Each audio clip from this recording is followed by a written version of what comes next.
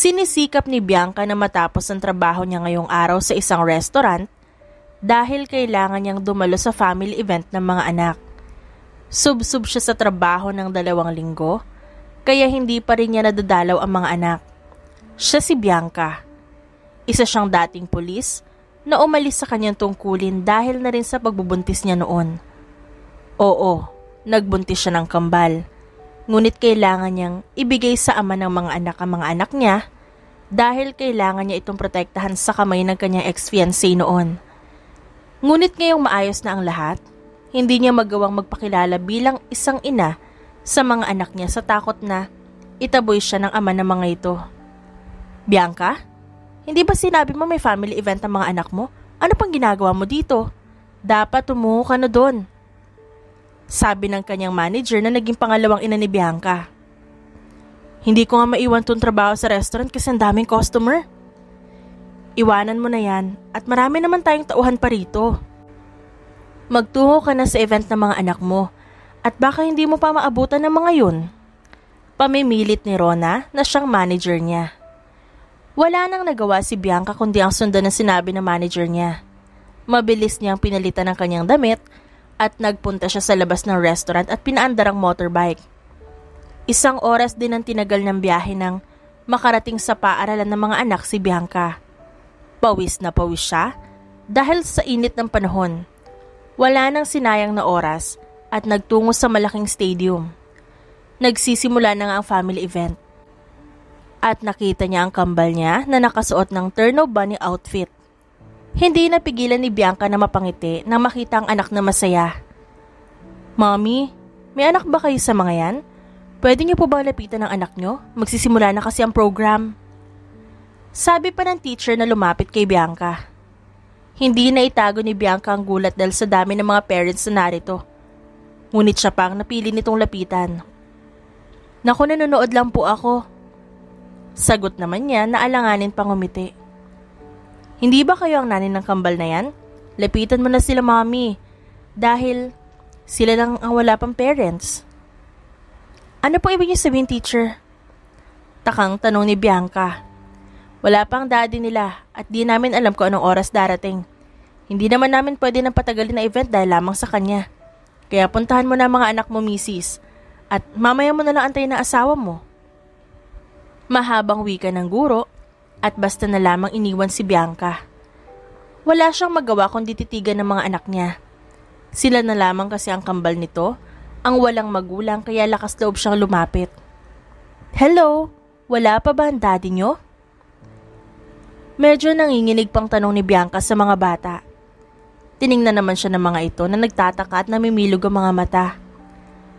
Kayo po ang nagbibigay ng ice cream sa amin palagi, diba?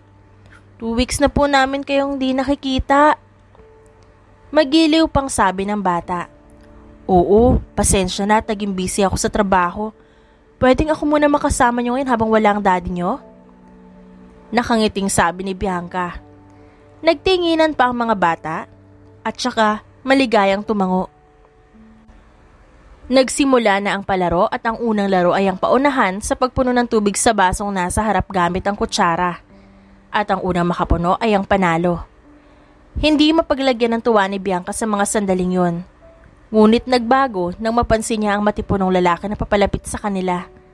May kausap ito sa cellphone at hinarangan ng guro kaya hindi pa nito napapansin si Bianca. Sa takot niya, mabilis siya nagpaalam sa mga bata at umalis sa laro. 5 taon na ang nakakalipas at hindi pa rin nagbabago ang pintig ng puso niya sa tuwing nakikita ang lalaki. 5 taon na rin na nakakalipas nang mangyari ang isang gabing pagkakamali.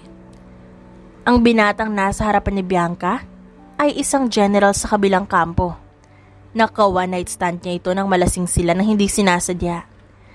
Nagbunga ito ngunit kailangan iwanan ni Bianca ang mga bata dahil na rin sa mga pagbabanta na nakuha niya sa dating ex-fiancé na isa ding general. Hindi siya sigurado kung naaalala siya ng lalaki.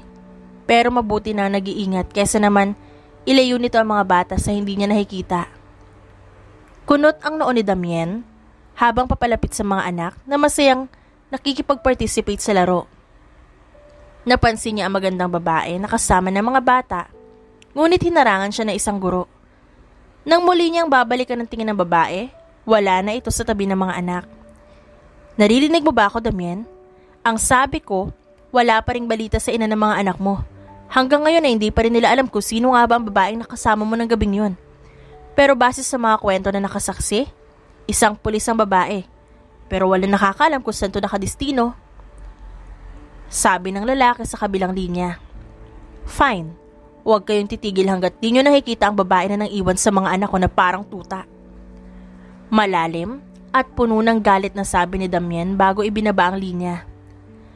Lumapit ang mga ito sa mga anak na maligalig at puno ng saya. Wait, asan si Mama? Hindi ba kasama pa natin kanina? Inosenteng tanong pa ng batang si Dara.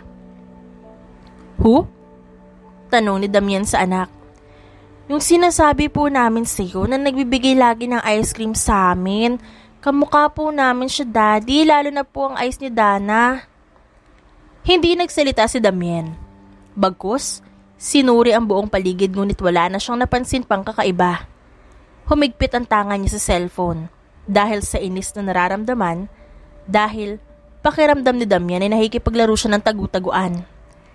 Aligaga namang sumakay si Bianca sa motorbike at pinaharurot ito na mabilis. Nakatanggap din kasi siya ng mensahe sa kaibigan na dating kasamahan sa trabaho bilang pulis. Mabuti naman at nakipagkita ka na sa akin. Akala ko maghihintay na naman ako sa wala. Bungad ng kaibigan sa kanya na si Rika. May kailangan ka ba? Sabihin mo na kasi may mga kailangan akong gawin. Ani Bianca na hindi pa rin bumababa sa motorbike. Wala man lang bang kumusta? Yakap? Ang tagal na natin hindi nakikita simula nang isuko mo ang trabaho mo. Pwede ba? Sabihin mo na lang sa akin kung anong kailangan mo. May trabaho pa kasi akong babalikan pagkatapos ito. Hindi napigilan ni Bianca ang magalit dahil na rin sa nakaraan.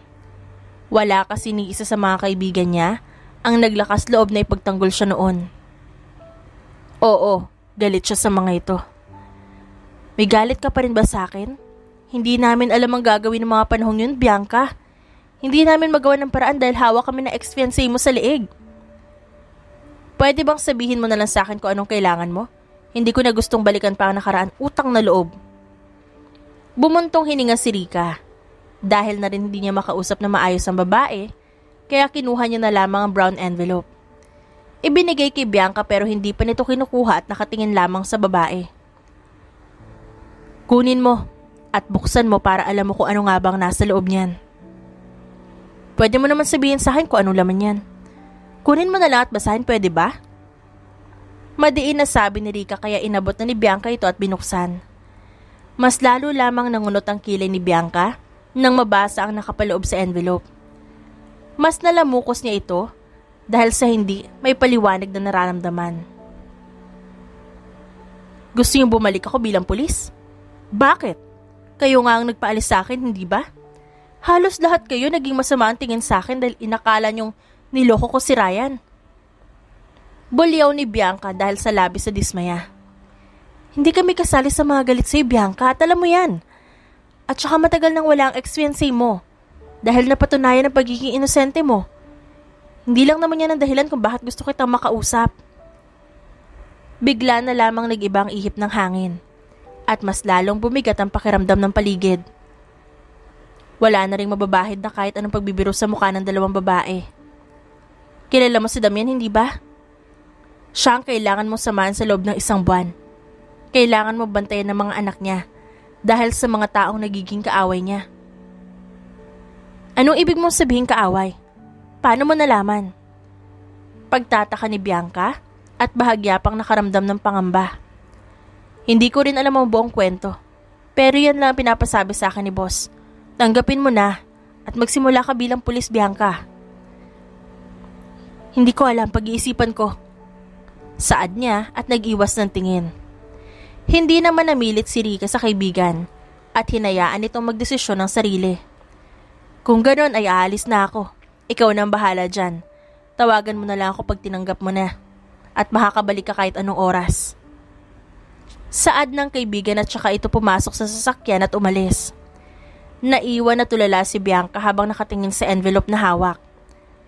Masaya naman siya sa pagiging simpleng mamamayan. Ngunit na maisip na nasa panganib ang mga anak niya, hindi niya kaya. Wala sa sarili si Bianca habang nagtatrabaho sa restaurant dahil iniisip pa rin niya ang mga anak. Hanggang sa bigla na lamang niya nabasag ang hawak na tray na may lamang mamahaling alak. Dito lamang nagising ang diwa ni Bianca. Are you stupid, huh? Hindi mo ba alam kung magkano ang alak na binasag mo? Sigaw pa ng babae. Pasensya na po, madam. Hinging paumanhin ni Bianca at saka lumuhod upang pulutin ang mga bubog. Sorry? Hindi mo ba alam kung gaano kamahal ang mga alak na yan? Hindi mo kayang bayaran niya ng 1 taon na sahod mo dito sa pipitsuging restaurant na to? Excuse me? Anong nangyayari dito? Singit pa ni Rona dahil sa iskandalo na nangyayari ngayon. Bakit hindi niyo itanong sa waitress yung tatanga-tanga at walang utak? Binasag niya lang naman ang order kong wine. Sinipat ni Rona ang kaibigan na patuloy pa rin sa pagpupulot ng bubog. Nagdurugo na nga ang kamay ng dalaga ngunit wala ito sa sarili. Bianca, tama na yan. Pumunta ka na sa kusina. Sit-sit pa ni Rona sa kaibigan pero hindi talaga ito nakikinig sa kanya. See? Hindi lang siya tanga, kundi bingi din. Bakit niyo hinahayaan na tumanggap kayo ng ganitong trabahador, ha? Mga walang pinag-aralan? Ma'am, pwede maitiko mo muna ang bibig mo? Papalitan namin ang alak mo kaya please bumalik ka na sa upuan mo. Naiinis na sabi ni Rona. Wala naman nagawa ang babae kundi bumalik sa upuan nito. Hinila naman ni Rona ang kaibigan pabalik sa kusina upang kausapin ito. Ano ba talaga nangyayari sa'yo? Ilang araw ka ng lutang at palpak sa mga ginagawa mo. Kung may hindi magandang nangyayari sa buhay mo, pwede mo naman sabihin sa akin dahil maiintindihan naman kita. Napahilamos na mukha si Bianca at dahil sa stress na nararamdaman, napaupo siya at umiyak sa harapan ng kaibigan. Hindi ko na kasi alam ang gagawin ko, Rona. Gusto kong makasama ang mga anak ko pero paano? Paano kung malaman ito ng ama nila at ilayo sa akin ng mga bata? Hindi ba yan naman ang dapat na harapin mo? Hindi mo naman kagustuhan na iwanan sa kanya mga anak mo. Pero kailangan, dahil wala kang pagpipilian. Ngayon na wala nang pumipigil sa'yo, siguro ay oras na para harapin sila. Paano? Ano ba ang mukha na maihaharap ko sa kanila? Paano kung magalit sa akin ng mga anak ko? Awang-awa si Rona sa kaibigan dahil saksi siya kung paano ito magdusa. Kung paano ito nakontento sa pagsulyap-sulyap na lang sa mga anak mula sa malayo. Iyan ang dapat na harapin mo at kailangan mo labanan ang takot mo. Natatakot ako, Rona, sa posibleng mangyari kapag nalaman ni Damian na ako ang ina ng mga anak niya. Paano ko ipapaliwanag sa kanya kung bakit iniwan ko na parang tuta ang mga anak namin sa harapan ng gate niya? Hindi mo naman kasalanan ang nangyari, Bianca. Tandaan mo, malaki ang kinakaharap mo ng mga panahon na yon. May kasalanan man kayo dahil sa nangyari sa pagitan nyo noon. Pero hindi mo ba naisip ni minsan kung paano nangyari yon? Kung paano kayo nakarating sa puntong yon? Naisip mo ba yon? Tanong ni Rona na nagpagising sa kaisipan ni Bianca. Hindi niya rin maalala kung paano siya nakarating sa silid ng lalaki ng gabing yon. Tandang-tanda pa niya nakasama niya sa bar si Lolita na siyang kaibigan niya. Ang kaibigan ng dating fiancé. Matapos yon, wala na siyang maalala kundi ang gwapong lalaki na nakasiping at tinakasan niya. Nang makita ni Bianca ang kaibigan ay masaya itong nakapagtawanan sa fiancé niya. Hindi niya alam kung paano nagsimula ang lahat. Pero aminado si Bianca na nagtiwala siya na sobra sa babaeng yon.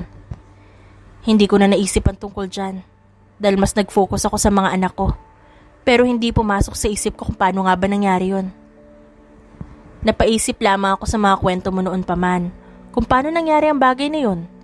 Wala kang maalala kundi yung magising ka na. Hindi kaya setup ang nangyari? Hindi ko alam, Rona. Basta ang alam ko lang, nagkamali ako ng panahon na yun. Hindi ko na inisip pa yung nangyari. Kaya kahit mahirap at nakakatakot, kailangan mong harapin ang mga yan. Kailangan mong malaman kung paano nangyari ang nakaraan. At nang mapaliwanag mo sa ama ng mga anak mo, kahit maging civil lamang kayo para sa mga bata. Mas lalong napaiyak si Bianca dahil sa sinabi ng kaibigan. Tama ang kaibigan niya na naging ina na rin niya. Kailangan niyang harapin ang matagal niya ng kinatatakutan. Tama ka. Kailangan ko na ang ayusin ang lahat. Mahinang bulong ni Bianca na sapat lamang upang makarating sa pandinig ng kaibigan. Umupo si Rona at niyakap ang kaibigan. Ang hagulhol nito ang maririnig sa buong kusina at wala ng iba. Isang oras bago naging maayos si Bianca at kumalma. Titig na titig siya sa numero ng kaibigan na si Rika. Sige na, kailangan mo nang harapin yan dahil kung di mo gagawin, mas lalong mawawala ang mga anak mo. I-denial ni Bianca ang numero ng kaibigan. Isang ring pa lang ay agad na itong sinagot sa kabila. Buo na ang desisyon niya at kailangan niya makabalik ng trabaho upang makasama ang mga anak. Tinatanggap ko na ang alok niyo sa akin. Aniya, habang nakatitig sa mukha ni Rona na nakangiti ngayon sa kanya. Nakasuot ng itim na slacks, itim na shirt, at combat shoes si Bianca. Nakapuso din ang buhok niya na walang isang hair strand ang nakatakas. Ngayong araw ang unang trabaho niya bilang isang pulis at bodyguard ng mga anak niya. Kabado si Bianca dahil maaari siyang makilala ni Damien. Ngunit ito din ang rason kaya niya tinanggap ang trabahong ito. Kabado pa si Bianca nang makarating siya sa opisina ni Damien. Sa bukana pa lang ng itim na pintuan, dinig na niya ang tawanan ng mga bata. Biglang kumabog ang dibdib niya dahil sa galak, dahil araw-araw na itong makakasama. Pero bigla na lamang siyang nakaramdam ng panlalamig nang maramdaman niya ang presensya ng ibang tao sa likuran. Lalo na nang magsalita ito ng ubod ng lalim at lamig. What are you doing here, PO1 Bianca? Get inside, dahil marami pa tayong pag-uusapan. Anito. Hindi nakasagot si Bianca at sinunod ang sinabi ng lalaki. Unang tapak pa lang niya sa loob ng silid, ang tawag ng mga anak niya ang nangibabaw sa kanyang tenga. Miss Ice Cream, Mommy! Sabay at magkaibang tawag ng mga bata. Puno ng pangungulila na nakatingin si Bianca sa mga bata na 2 linggo na rin niyang hindi nakikita. Gusto niyang yakapin ang mga ito ngunit hindi niya magawa dahil kay Damien. Daddy, siya po ba ang bagong nanny namin? O siya po ang magiging mommy namin? I will explain it later, babies. For now, sumama muna kayo kay Nanay Beth at umuwi muna kayo sa bahay. May pag-uusapan lang kami ni Miss Ice Cream o mommy niyo. Sabi ni Damien na mas lalong nagpatibok sa puso ni Bianca. May isang matandang babae ang pumasok sa opisina at kinuha ang mga bata. Naiwan sina Bianca at Damien sa loob ng opisina. Paano mo nakilala ang mga anak ko? Ayan agad ang tinanong ng lalaki. Hindi tuloy alam ni Bianca kung paano ito sasagutin. I'm asking you, Bianca? Ulit pa nito, kaya napilitan si Bianca na tumingin sa lalaki. Nagkasalubong ang mga mata nila at ang unang bumungad sa babae ay ang malalamig nitong tingin. Sa school, nang magkatid ako ng order doon nakilala ko sila. Mahal ko ng mga bata kaya palagi ko silang dinadalaw. Pagsisinungaling niya. Really? Dahil lang doon? Hindi mo ba alam na sobrang ilap ng mga anak ko sa ibang tao? Kaya nagtataka lang ako paano mo sila napapasunod na maayos. Hindi ko napansin na mailap sila kasi naman nakikita ko na mababait sila at mabuting bata. I don't think so, Miss Bianca. Dahil ako ang nagpalaki sa mga anak ko. Diniinan pa ng lalaki ang katagang anak. Marahil, pinapamuka na sa kanya ang mga bata. I'm sorry. Saad naman ni Bianca. By the way, kailangan mong buntutan ng mga anak ko at kailangan mo rin akong samahan sa trabaho. Yan ang dahilan kaya ako kumuha ng magaling na pulis. Ikaw ang bahala sa mga anak ko at gusto ko sana ay ayusin mo ang trabaho mo. Dahil kapag may nangyari sa mga anak ko, ikaw lamang ang sisisihin ko at wala ng iba. Pagbabanta ng lalaki na tinanguan lamang ni Bianca. Akala ni Bianca ay magsisimula na siya sa trabaho. Ngunit nagkakamali siya dahil inabot ng lalaki ang isang folder. Anong gagawin ko rito? Takang tanong pa ni Bianca. Read it. Hindi ko na kailangan pa ipaliwanag sa'yo. Masungit pang sabi ng lalaki kaya naman umirap ng palihim si Bianca. Isang kaso ang nakapaloob sa folder. Isang murder kung saan dawit ang anak ng mayamang mayor sa bayan ng Bulacan. Pinatay ang walang awa na dalaga at nakalaya pa rin na may gawa, habang ang pamilya ng mga namatayan ay walang pakialam. Gusto mong imbestigahan ko to? Tanong pang muli ni Bianca.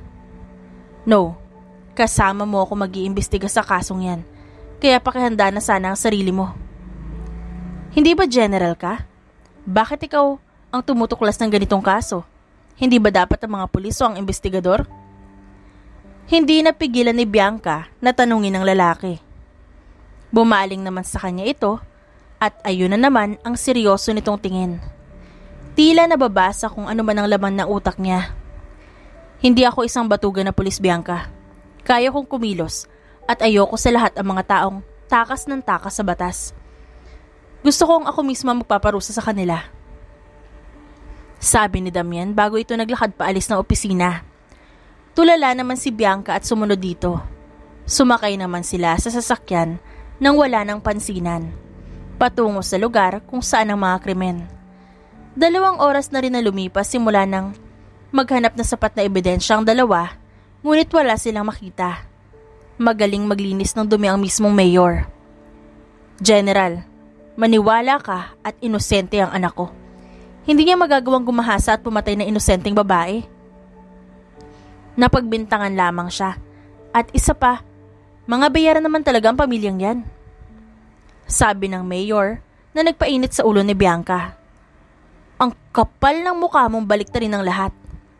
Kitang-kita ng mga mata ko kung paano niya pinatay ang kaibigan ko. Ako lamang ang nakatakas dahil nga pinatakas ako ng kaibigan ko. Maniwala ka sa akin, General. Pinatay ng demonyo niyang anak ang kaibigan ko. Hagulhol ng babae at nagmamakaawa kay Damian.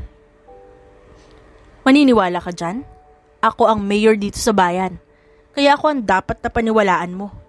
Hindi ang basahang babae na yan. At kung ano-anong kasinungalingan ang pinagsasabi. Maanghang na sabi ng mayor, kaya mas lalong nagtagis ang bagang ni Bianca. Pigil na pigil lamang niya ang pagkawala ng kamay. At baka mapatay niya ang matandang lalaki. Kahit saan tingnan, nakikita ni Bianca na naglilinis kamay ang mayor. Hindi lamang kasi ang anak nito ang may ginawang krimen, maski ang mismong mayor. Hayop ka! Sana mabulok ka sa kulungan. Ang dami mo masasamang ginawa. Mabulok ka sanang hayop ka. Ganun na. Ikaw ang unang mapapatay ko. Sigaw pa ng mayor at ambang sasampalin ng babae ng harangan nito ni Bianca. Kanina pa ako nagtitimpi sa'yo, Batchoy. Kitang-kita naman na may kasalanan kayo dito. At ang dami niyo nakatago na mabahong krimen. Kanina pa ako nangangati na ako mismo ang papatay sa'yo. Ani Bianca, napigil ang mga galit. Pero kaysa matakot ang mayor, ay mas lalo lamang ito naging matapang. Nakakadiri itong tumingin sa kanya. Mula ulo hanggang paa, saka pa dinilaan ng labi. Alam mo, miss, maganda ka sanang pulis. Baka gusto mong maging isa sa mga babae ko. Pangako hindi ka maghihirap. Anito na mas lalong nagpagalit kay Bianca. Sa likuran niya ay si Damian na kanina pa rin nagtitimpi ng galit. Kanina pa siya nagtitimpi na wag pasabugin ng manyakis na matanda. Bigla na lamang siyang nakaramdam ng matinding galit nang marinig ang sinabi nito sa dalaga. Hindi ako pumapatol sa baboy, pasensya ka na. Dinig pa ni Damian na sabi ng babae. Anong sinabi mo? Ang sabi ko, hindi ako pumapatol sa baboy na hindi naliligo. Umalis ka sa harapan ko bago kita mapatay o balitsyon. Walang preno pa ang bibig ni Bianca kaya hindi alam ni Damian kung matatawa nga ba siya o magagalit. Wala kang respeto? Hindi mo siguro ako kilalang hayop ka. Sigaw pa ng mayor. Ikaw ang hayop at hindi ako. Isa akong reyna at ikaw nararapat ka sa gubat.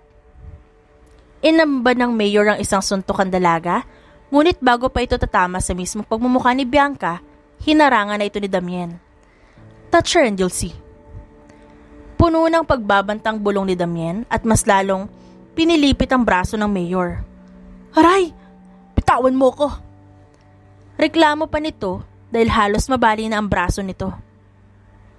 Isusuplong ko kayo sa mga pulis. Saad pa ng mayor at saka tumakbo paalis. Bakit mo siya pinatakas? Alam mo na siyang may kasalanan dito at ang anak niya. Paano kung magtago ang mga yan? Tarantang sabi ni Bianca sa lalaki. Don't underestimate me. Dahil wala kang alam. Anong wala akong alam? Hinayaan mo makatakas ng kriminal at mamamatay taong yun? Hindi mo ba nakikita kung paano niya ako bastusin? I know, and I hate it. Kung di ko pa siya pakakawalan ngayon at ang mga tauhan ko ang bahala sa kanya, ay mapapatay ko siya ngayon mismo. Saad ni Damian kay Bianca kaya naman napatigil ang dalaga. Anong sabi mo? Nothing. I command you now na bumalik sa mansyon at bantayan ang mga anak ko. Utos pa nito. Hindi na nagtanong pa si Bianca dahil umalis na ang lalaki. Hindi talaga siya makapaniwala sa narinig mula rito o mali lamang ang pagkakaintindi niya sa sinabi nito. Dahil pakiramdam ni Bianca ay muling tumibok ang puso niya ng sobrang bilis. Hindi niya ipagkakaila na ang lalaking ito ay mabuting lalaki at isang mabuting ama. Isang panghihinayang na maagang nagkaroon ng responsibilidad dahil lamang sa isang beses na pagkakamali. Ngunit hindi pagkakamali ang mga anak nila, kundi mga biyaya ito na galing sa Diyos. Isang linggo nang nakalipas simula nang maging bodyguard at assistant si Bianca sa lalaki. Napansin din niya ang pagbabago, lalo na ang tingin nito sa kanya.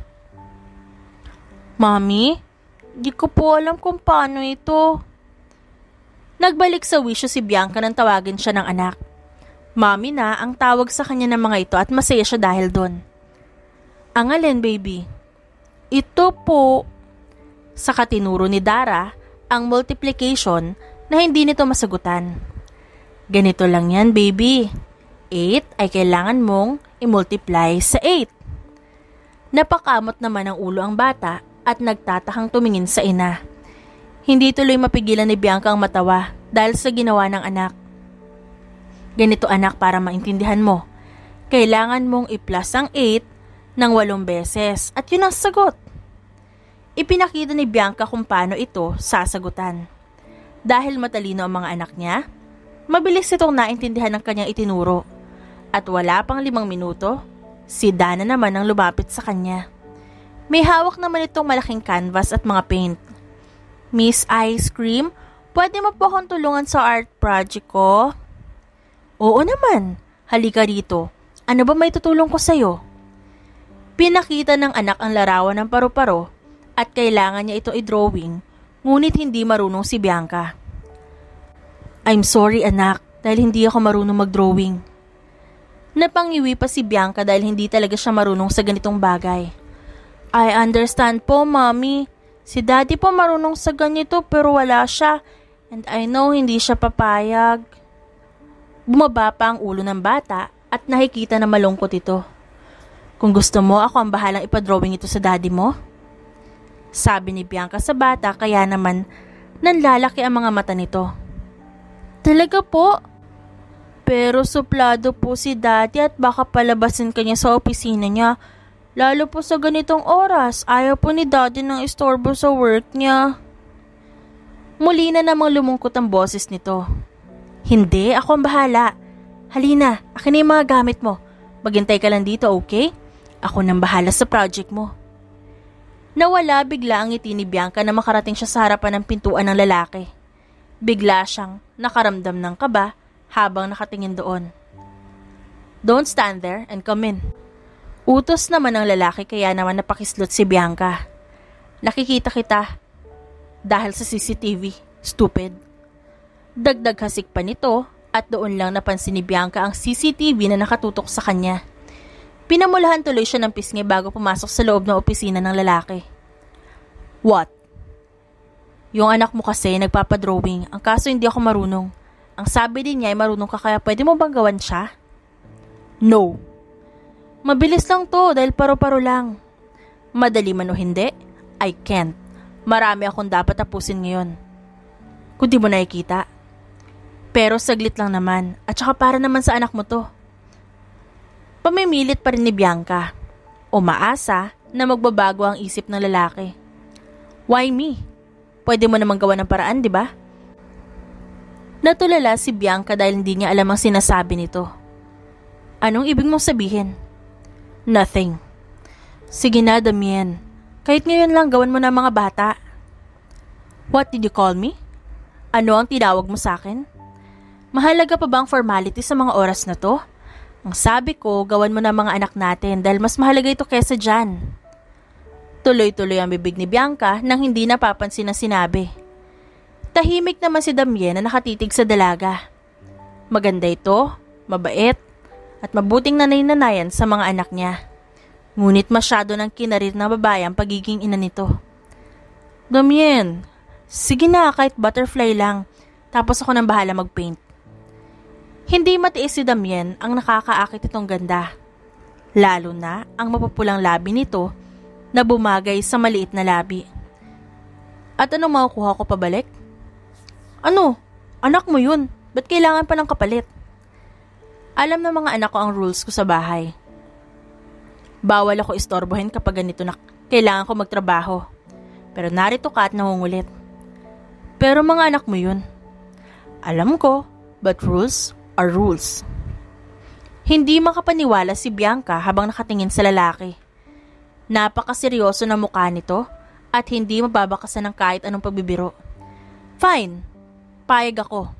Pero i-drawing mo na ito. Payag ako sa lahat ng gusto mo, basta gawin mo to. Inilapag ni Bianca ang canvas at ang mga painting sa ibabaw ng mesa. Okay. Kinuha ni Damien ang brush at nagsimula ng magpinta. Tumagal na 1 oras ang pagpipinta ng lalaki at sa bawat stroke ng brush, ay labis na paghanga ang nararamdaman ni Bianca. Napakagaling kasi nito at napakaganda ng gawa nito. Done. Paano? What? Takang tanong ni Damien bago pinunasan ang kamay na may pintura. Ang gumuhit. Sure ka ba na pulis ang gusto mo? Pwede ka nang gumawa ng sarili mong studio nito. Sabi ni Bianca at panay pa rin ang titig sa painting. I know. At ito ang kapalit ng paggawa ko niyan. Sige, sabihin mo na lang kung kailan mo gustong ipinta ko ang gusto mo. Pero, inuunahan na kita, hindi talaga ako marunong. Walang kaalam-alam si Bianca sa ibig sabihin ni Damien. Don't worry, I'm the one who will paint you. Mabuti naman kung ganun. Aalis na pala ako at ibibigay ko to sa mga bata. Paalam ni Bianca sa lalaki at kumaripas ng takbo. Nakatitig naman si Damien sa pintuan na pinaglabasan ng dalaga. Kinuha ang cellphone sa ibabaw ng mesa at idinaya lang numero na kailangan niya. Mabuti naman na tinawagan mo akong damuho ka. Anak ba talaga kita? Maski ang mga apo ko ay hindi mo hinayaan na makita namin ang daddy mo? Salubong ng babae sa kabilang linya. I will. Soon, Mom. Bakit napatawag ka?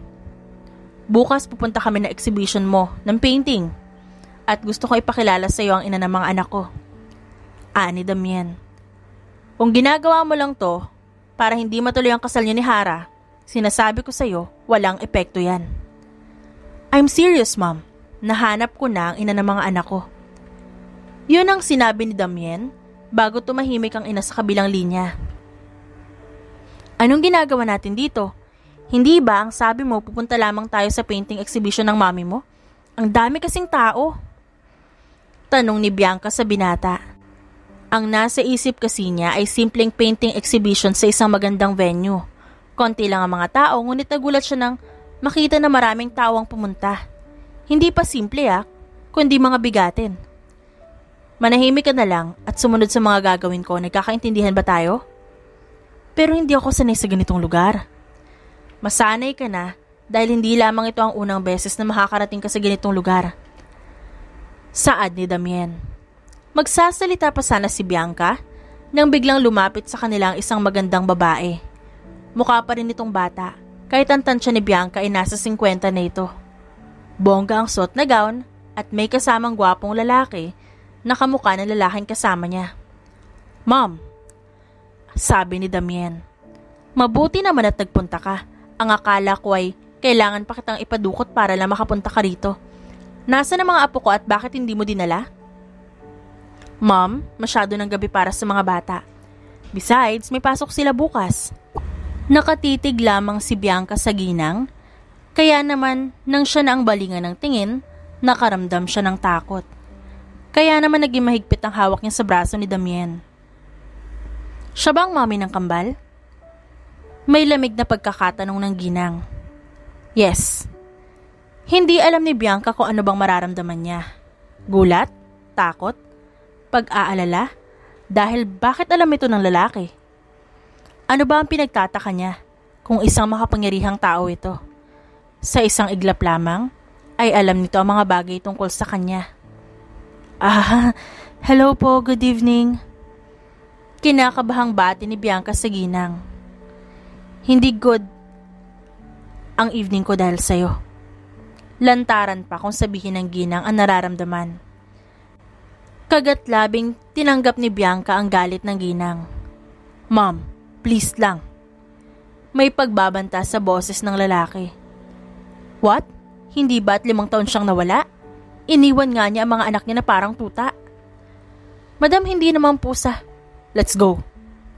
Hinila siya ni Damien paalis sa lugar na yon. Nagtataka siya sa inasta ng lalaki. Lalo na nang dalhin siya nito sa labas at sa may garden. I'm sorry, sabi ng lalaki. Ang totoo niyan? Yeah, I know. Endure it for now.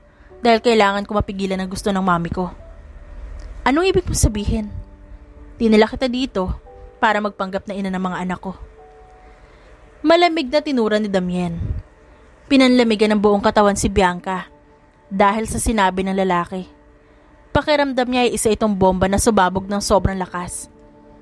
Ano bang inaasahan ni Bianca na malalaman ng binata na siya ang ina ng mga anak nito? Gusto mo akong magpanggap na ina ng mga anak mo? Bakit ako? Bakit hindi ang iba? Dahil ikaw lamang ang tanging kinausap ng mga anak ko. Ikaw lang ang hinayaan ng mga anak ko na makalapit sa kanila. Hindi na nakasigot si Bianca at hinayaan na lamang ang binata na makaalis ng lugar na yon. Kahit labag sa kanyang loob, sinundan niya ito at ginuhit ang peking ngiti sa kanyang labi. Hanggang sa matapos na ang party ay tahimik lamang si Bianca kahit na sa loob niya ay gusto niyang umalis. Nakakabutas ng likuran ng tingin ng mga taong pinag-uusapan siya. Paminsan-minsan man na tinitingnan siya ni Damien, ngunit ramdam niya ang panlalamig nito sa kanya. Hanggang sa makapagpaalam na ang lahat at handa na silang umuwi ng mansyon. Pagod na pagod si Bianca. Kahit ang ginawa lamang niya ay tumayo at ngumiti ng peke. Sa buong biyahe, ay tahimik lamang si Bianca at Damien. Hindi sila nagkikibuan dahil na rin sa bigat ng paligid. Tomorrow. Pagsisimula nito. Anong meron? Kailangan natin magtungo sa isla at alamin kung ano nga ba nangyayari doon. Paano ang mga bata? Hindi ba nasa kapahamakan din ang buhay nila kaya ako nandito? Hindi ba pwedeng wala muna ako? Babantayan ko muna ang mga bata. Pagtanggi ni Bianca dahil ayaw na rin niya makasama muna ang lalaki. Hanggang ngayon kasi ay masakit ang loob niya. Nasaktan siya dahil kanina. Hindi niya maipaliwanag ang nararamdaman. Dahil nga, siya naman na may kasalanan kung bakit lumaki ang mga bata na wala ito. No, may mga bodyguards din na nakapaligid. Kailangan ko na makakasama. At isa pa, may general din ako na kailangan makita dahil sa isang krimen. Pero, no buts, sumunod ka sa akin. Hindi na nakipagmatigasan pa si Bianca sa lalaki. Wala din siyang magagawa dahil nga ito pa rin ang boss niya. Sa tagal na niya sa poder ng mag-ama niya, hindi pa niya nakikitaan ang pagbabago ito. Mukhang wala itong pakialam sa ina ng mga anak niya. Hindi niya ni minsan nakitaan ang kagustuhan hanapin ang ina ng mga anak nito. Hindi mo ba ni minsan naisip na hanapin ang nanay ng mga anak mo? O kaya ang mag-asawang muli para bigyan ng ina ang mga anak mo?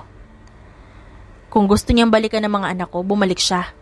Pero hindi ako mag-aaksaya ng panahon para lamang hanapin siya.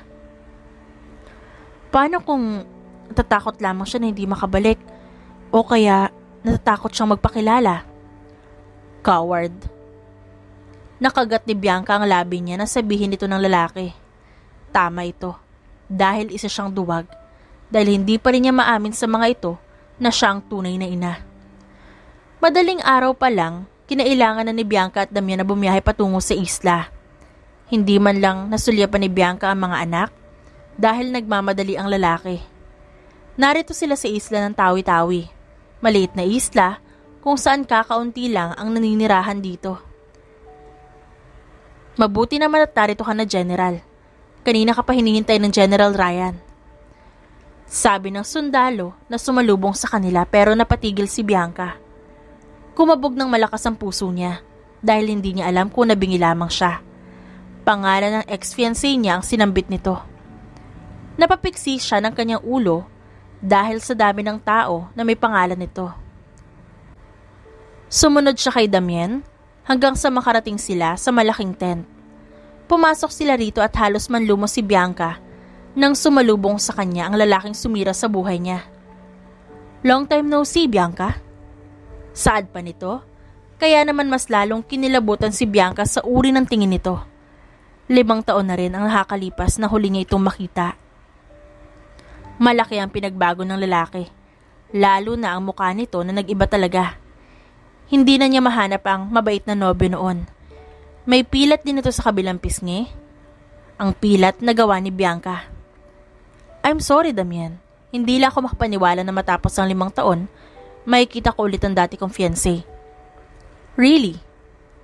Ani Damien na para bang hindi interesado. Yeah, ang babaeng yan na nagpabuntis sa ibang lalaki bago kami ikasal.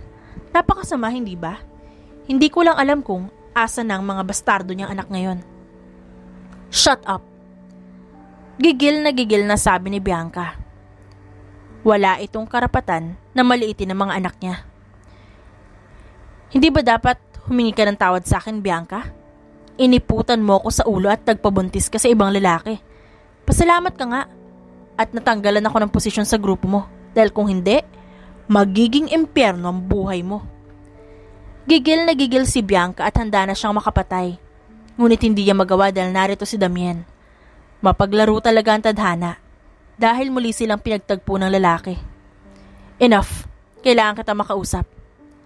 Sabi ni Damien sa lalaki. Sumunod naman si Ryan sa binata. At nagtungo sa labas ng tent. Naiwan si Bianca na nag-aapoy pa rin sa galit. Sa dinami-rami ng dapat niya makita ay ito pa. Pinalamig na muna niya ang ulo dahil sa stress na nararamdaman. Hindi niya basta-basta masasaktan ito dahil kay Damien.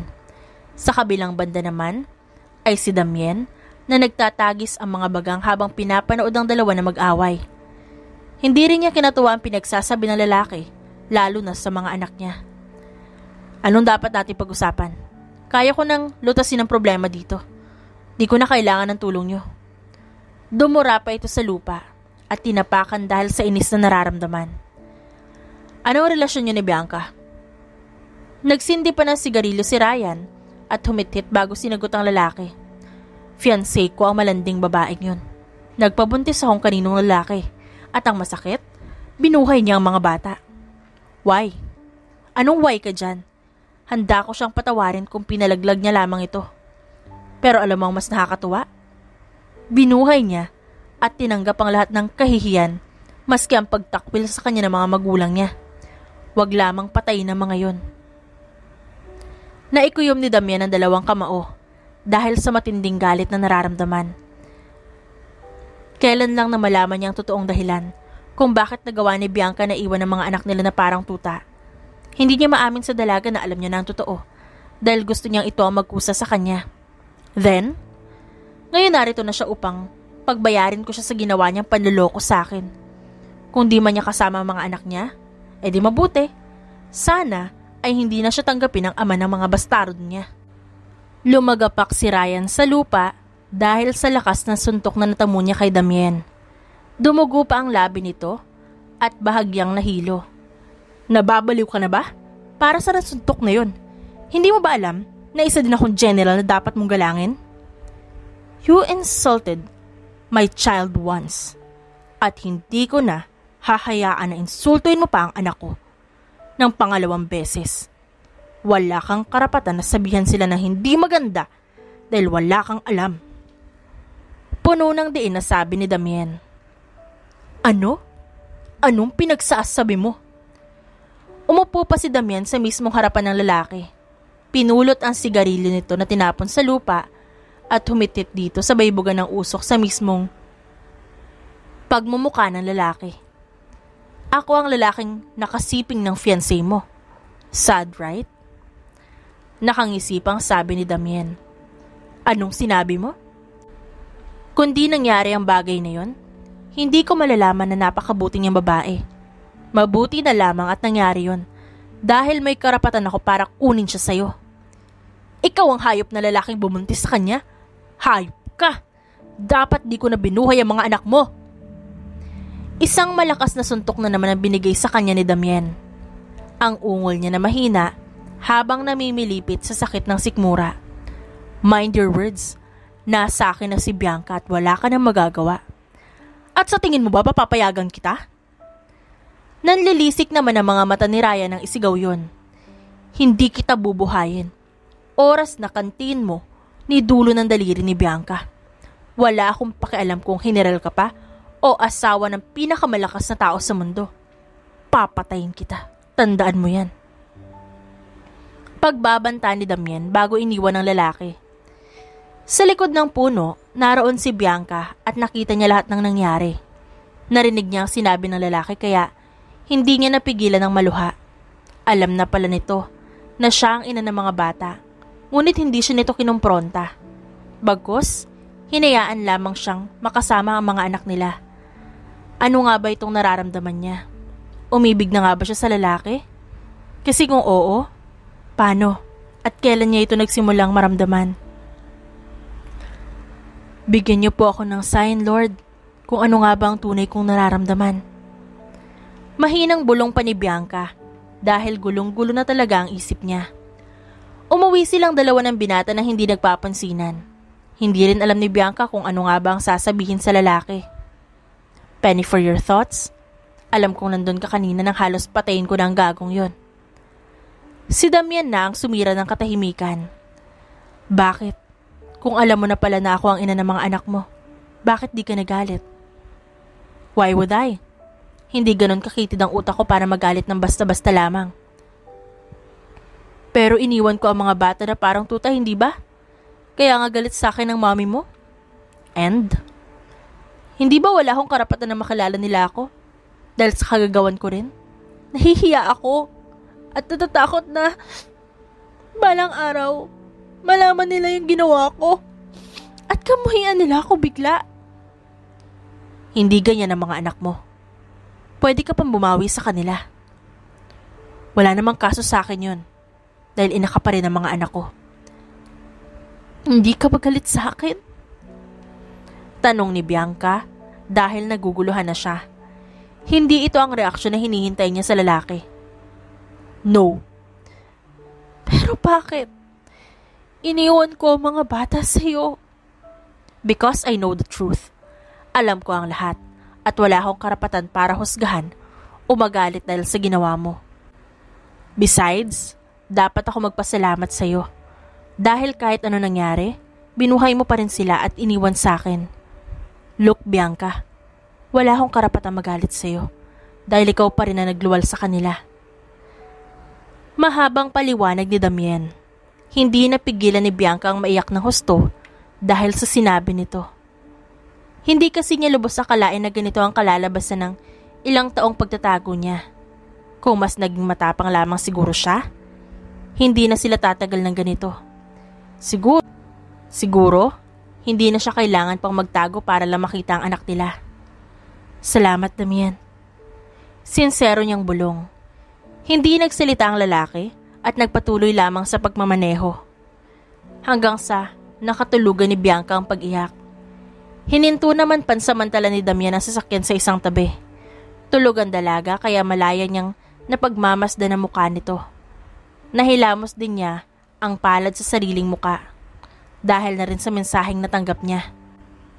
Sunod sa mensahe ang isang tawag naman kaya napilitan si Damien na sagutin ito. What? Malamig niyang bungad. Hindi mo ba ako na-miss, Damien? Nandito na ako sa Pinas at gusto kitang makita ngayon. No, sa ibang bahay ka na lang mambwisit dahil pagod ako ngayon. Lagi naman eh. Hindi mo ba ako namimiss? On the way na ako dyan sa mansyon mo. Gusto ko rin makita mga babies mo. Balita ko kay Alvin ay nakita mo na daw ang ina ng mga anak mo. Mabuti naman. Ang akala ko kailangan pa natin ituloy ang kasal. No, walang kasal na magaganap. Dahil 5 babae ang gusto kong pakasalan. Sabihin mo kay Alvin na pakasalan ka na para wala na tayong problema. As if namang gagawin ng lokong yun ang bagay na yan.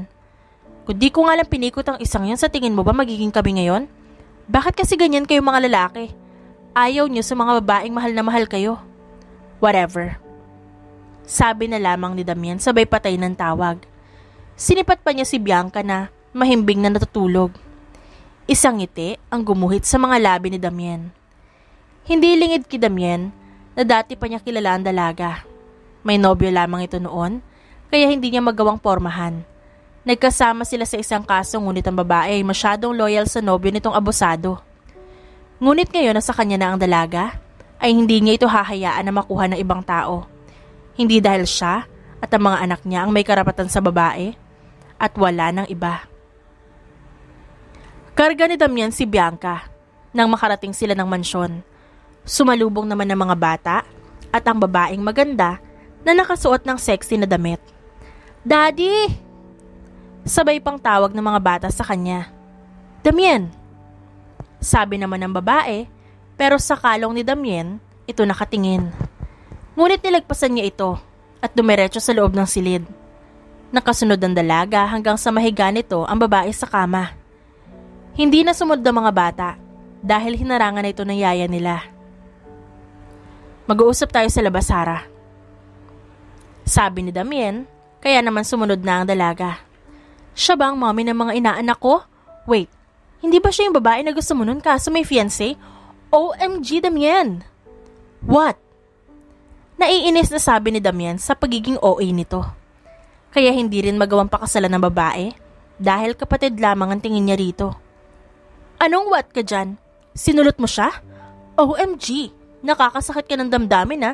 Noong nagde-date tayo, daig mo pang tuod at di man lang mabigla. What the hell? Gusto mo ba isumbong kita kay Alvin ha? Pero, seryoso, paano man nabuntis yung babaeng yan? Hindi ba ikaw yung tipo ng lalaki na hindi basta-basta nalalasing at hahayaan na mahawakan ng ibang babae? Hindi mo nga ako pinayagan na yakapin ka eh. I don't know. Wala na akong pakialam doon. Basta sabihin mo sa pamilya mo na hindi natin itutuloy ang kasal kung ano man ang meron.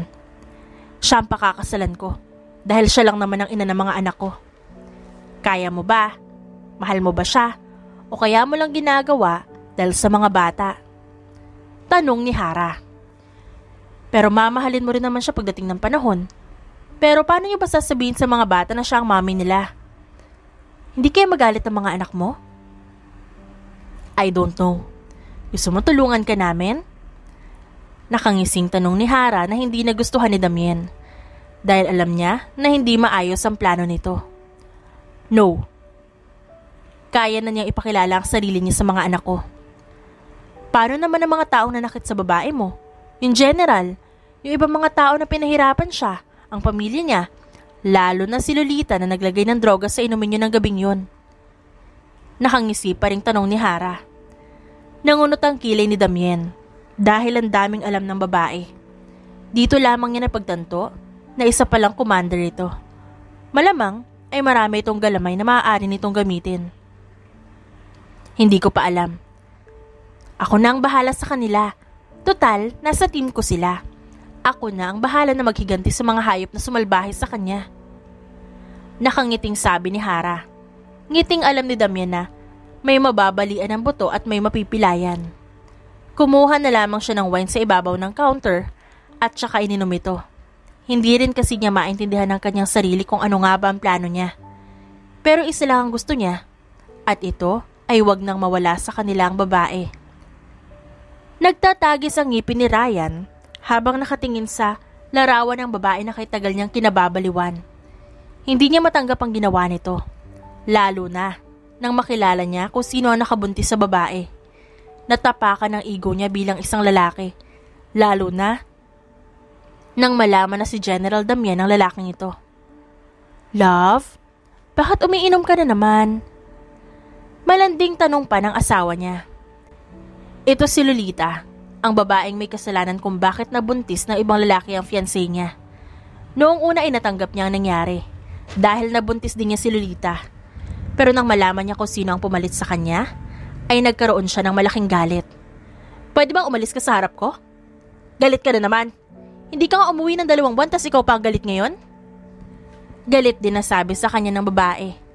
Sa galit ni Ryan, ibinato niya sa babae ang hawak na bote ng alak. Sa pulang dalaga sa kanyang noo. Kaya ito dumugo ng sobrang dami. Nagsisisigaw pa ang babae ngunit hindi siya pinansin ni Ryan. Bagkus, umalis ito ng bahay at nagmamaneho ng sobrang bilis. Hindi ko kayo hahayaan na maging masaya habang ang buhay ko ay sirang-sira na. Kung di ka rin naman magiging akin, mas mabuting mawala ka na lang sa mundo. Sabi ni Ryan na punong-puno ng galit at puot. Naalimpungatan si Bianca dahil sa mga hagik-gik na naririnig niya.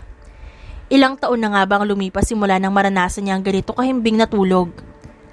Pakiramdam ni Bianca ay nakapagpahinga ang isip at katawan niya matapos ang mahaba-habang paghihirap. Shh! Sabi ko sa'yo, Dara, huwag kang maingay dahil magigising si mommy, okay? Paano na lang kapag di siya nakapagpahinga ng maayos? Magkakasakit siya. Pero hindi naman ako maingay, Dana. Dahil ikaw maingay, hindi ako. Maliliit na boses na nagbubulungan ang naririnig ni Bianca sa tabi niya. Nanatili siyang nakapikit upang alamin kung ano ba ang gagawin ng mga anak niya. Pero sabi ni Daddy, hindi ba wag natin istorbohin si Mommy?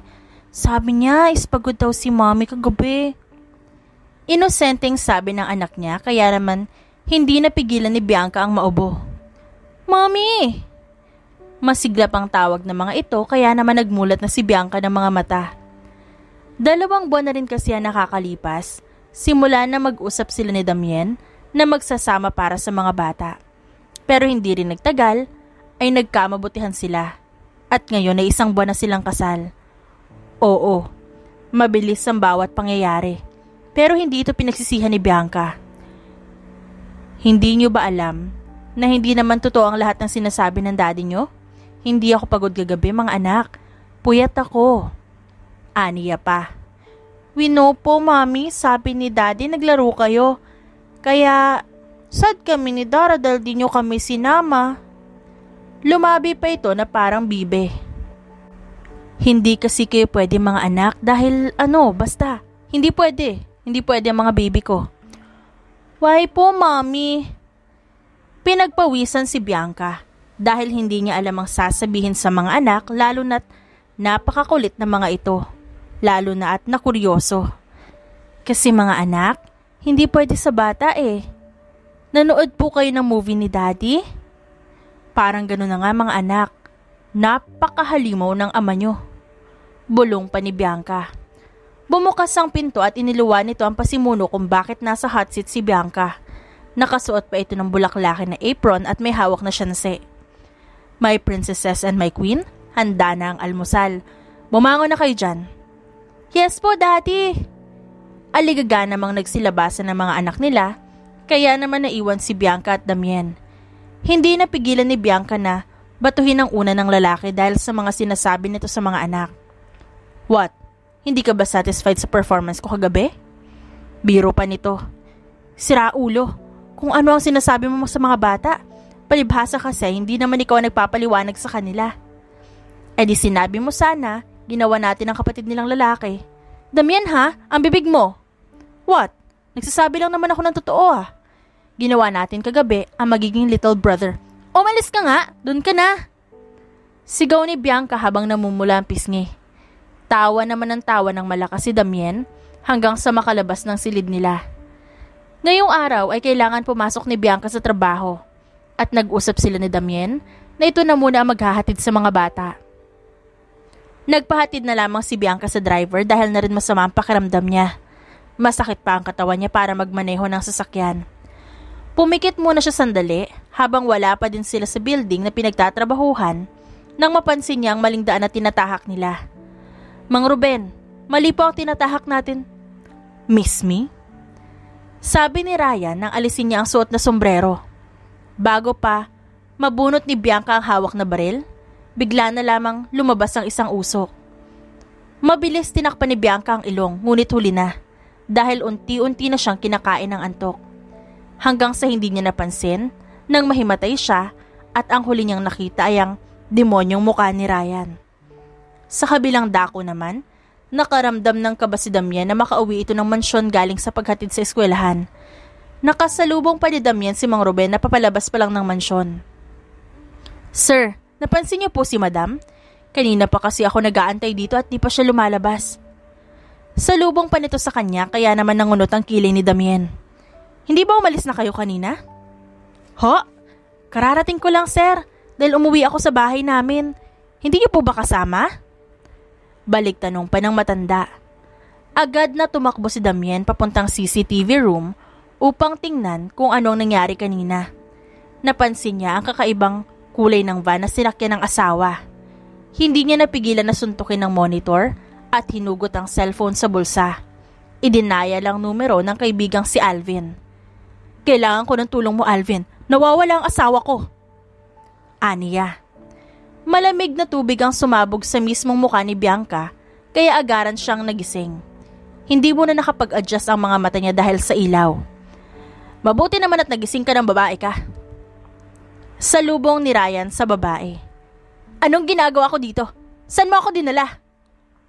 Malakas na sigaw ni Bianca. Nakatali ang mga paa at kamay niya sa inuupo ang bangko. "Bakit ko naman sasabihin sa iyo? Di nalaman mo. Alam ko kasi, Bianca, hindi naman dapat kita papatayin kung di ka lang malandi. Akalain mo, nagpabuntis ka sa Damian na yon? Ang kapal na mukha mo." "Sa tingin mo ba hahayaan ka ni Damian na makatakas, ha? Sa tingin mo ba makakatakas ka sa ginagawa mo ngayon? Mahahanap ka niya, tandaan mo yan." "Ha? Sa tingin mo hindi ko pinagplanuhan to? Hindi ako tanga, Bianca, para hindi maisip na hayop ang lalaki mo." Tila nababaliw ang lalaki. "Hindi ka hahayaan ni Damian. Tandaan mo yan." "Ano ba nagustuhan mo sa lalaking yun? Para magawa mo magpabuntis? Ano?" Isang malakas na sampal ang ibinigay ng lalaki sa kanya. "Bakit ako ang tinatanong mo? Hindi ba dapat ang sarili mo ang tanungin mo? Ang babae mo ang may kasalanan. Kung bakit nangyari to, ikaw ang unang nagloko at hindi ako. Ano, masakit ba? Masakit bang kainin ang sarili mong tae?" Galit na sabi ni Bianca. Muling nakatanggap ng isang malakas na suntok si Bianca sa sikmura. Sumuka na rin siya ng dugo dahil sa lakas ng suntok na natamo niya. "Sige, bibigyan kita ng pagkakataon. Anong gusto mong uri ng pagkamatay? Mabilis ba o dahan-dahan?" Kinasapa ni Ryan ang tanga na baril at itinutok ito kay Bianca. Nagtitigan ng mga mata nila ngunit kaysa matakot si Bianca, natawa na lamang siya ng sobrang lakas. "Sige, patayin mo ako. Yan lang naman ang kaya mong gawin. Mabuti na lang talaga at nabuntis ako ni Damian dahil napunta ako sa mapagmahal at mabuting ama na katulad niya." "Shut the hell up! Bakit masakit ba? Nagpapasalamat ako sa babae mo na ginawa niyang bagay na yun. Kung hindi dahil sa kanya, nasa poder mo ko at nagdurusa sa tulad mong demonyo. Manahimik ka, sabi." Isang malakas na alingaw-ngaw ng baril ang narinig sa buong paligid. Hindi na imulat ni Bianca ang mga mata dahil hinihintay niya ang masakit na pagtama ng bala sa kanyang katawan ngunit wala. Nang buksan niya ang mga mata, bumungad sa kanya si Ryan na sumusuka ng dugo. Ano? Saad pa niya bago ito bumagsak sa lapag dahil may tama ito sa kaliwang dibdib. Si Lolita ang nasa likuran ng lalaki. Nakakaawa ang lagay nito dahil sa malaking tahi sa ulo. Nangingitim na ang kanan na mata, putok ang bibig at maraming bugbog sa katawan. "I'm sorry, Bianca. I'm sorry." Hagulhol nito bago binitawan ng baril.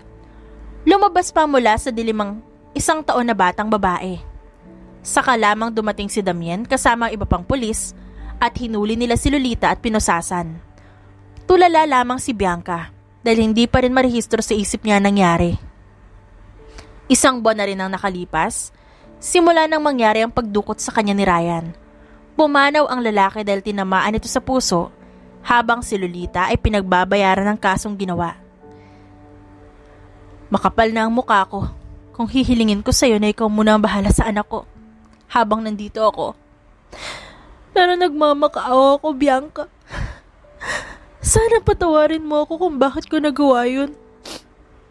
Hindi ko alam na hayop pala si Ryan dahil nagawa niya sa akin ang lahat ng yun dahil sa kabaliwan niya sa'yo. Sabi ni Lolita. Pinapatawad na kita, Lolita.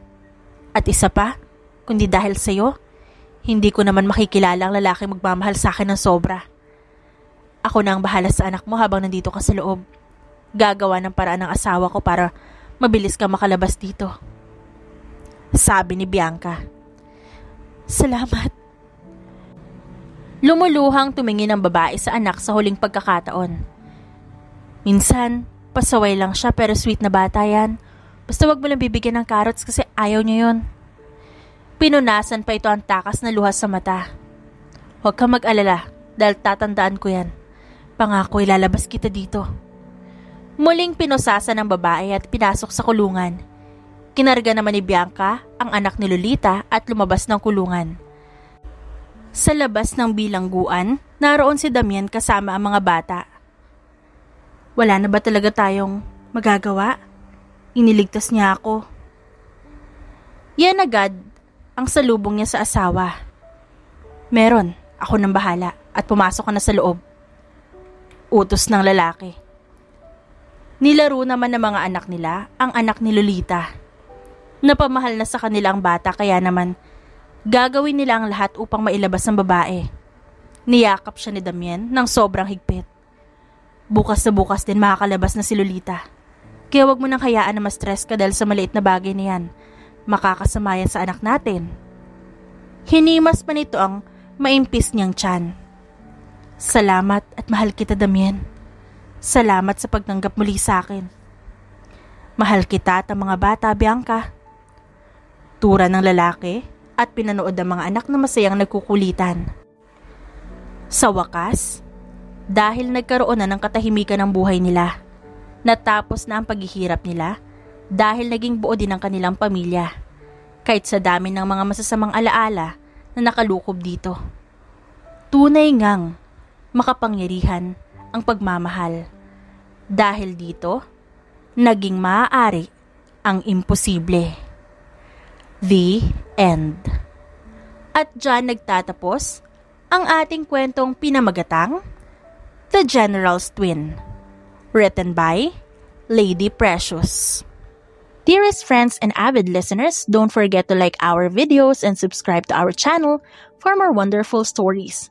Mula sa aming main channel, Randall Tagalog Love Stories, and for our second channel, Miss R Stories, lubos po naming pinasasalamatan ang inyong suporta at pagtangkilik sa aming mga likang istorya. Ingat po kayong lahat and have a good day everyone. Paalam!